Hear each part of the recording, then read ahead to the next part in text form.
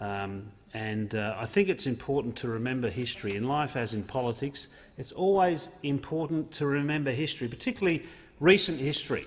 because the one thing the Trade Minister has used in defence of his agreement when it came to labour mobility in this country was he invoked the safeguards in the 457 legislation, the labour market testing that is currently in place. And I could draw the attention to the House of the former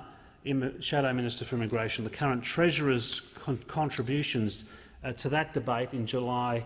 2013 in relation to introducing to this country labour market testing.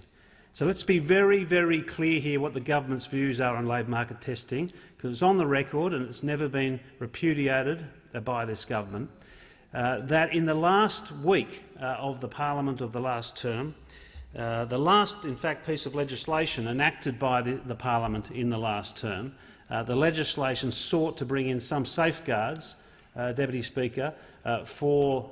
workers in this country, and we were attacked then by the opposition, indeed by the Shadow Minister for Immigration, indeed every member of the opposition who now sit on the government benches, because we introduced legislation that went to labour market testing. And indeed it's that same piece of legislation that the Minister for Trade has been using as a defence to the safeguards that are in place now.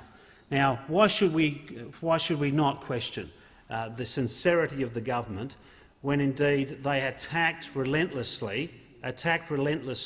our intentions to bring safeguards to the Australian workforce and indeed to those overseas workers who were exploited. So I don't believe the government has ever had its heart in defending Australian working conditions,